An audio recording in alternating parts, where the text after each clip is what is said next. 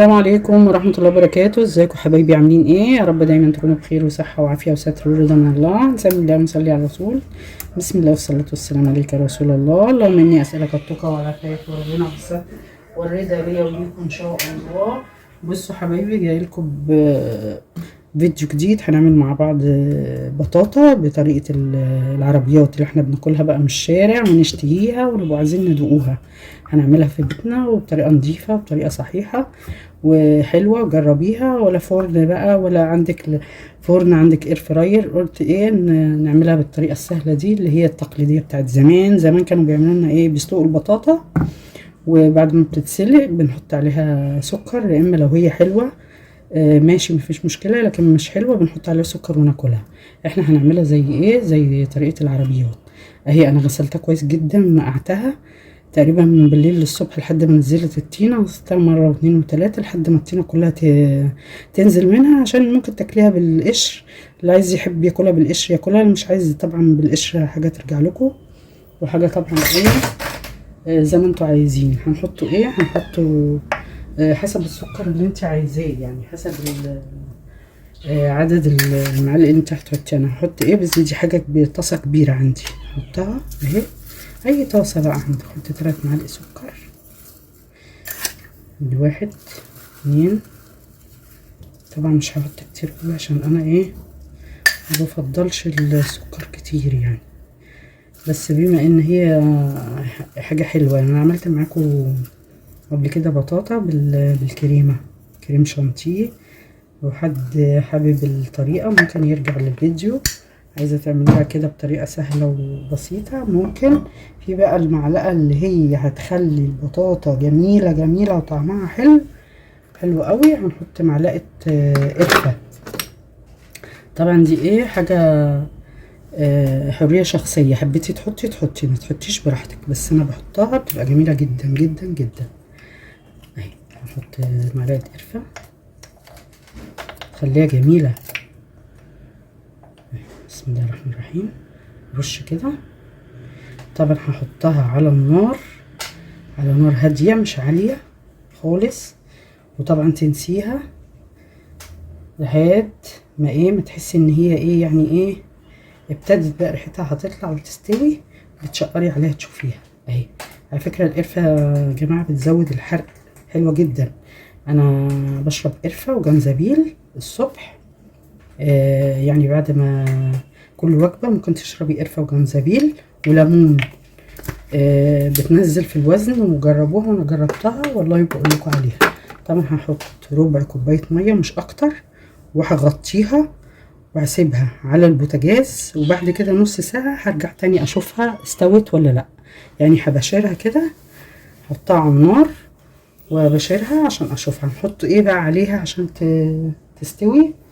هنحط عندك ورقة كراسة ماشي، عندك ورقة زبدة ماشي، اللي هي الكراسات الرسم دي، يعني تحطي عليها ورقة زبدة ورقة كراسة. هنغطيها مش ورقة زبدة، مكيس ورقة زبدة مش ورقة كراسة، على قد البطاطا كده متخليهاش كمان خالص.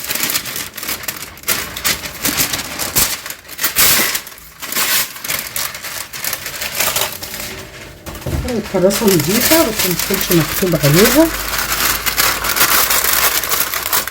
بتحطها كده متديكيش جزء ورقة زبدة، حطش ورقة كراسة رسم، يعني ايه اي حاجة موجودة عندك في البيت. بصوا نحط فقط ربع كوباية مية عشان انا ايه. بصوا حط 5 اهي، ربع بس كوباية مية مش كتير اهي. بصوا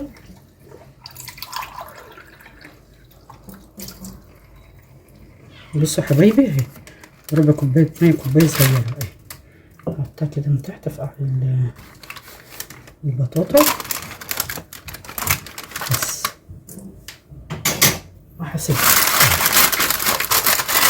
تحطي بقى ايه؟ تغطيها بغطا بقى. عندك مثلا ورق اللي هو الفويل الألمونيا ماشي اهو. المهم تغطيها كويس جدا وعلى نار هادية زي ما قلتلك، وتنسيها بقى ماشي. بصوا حبايبي، جبت غطا اهو، غطا حله، اي غطا حله عندك اهي، على قد الطاسه اللي هتعملي فيها، وتغطيها وتسيبيها، تنسيها بقى على نار متوسطه. هوريكم النار اللي انا هحطها عليها. بصوا حبايبي، نار متوسطه اهي، هحطها عليها واسيبها.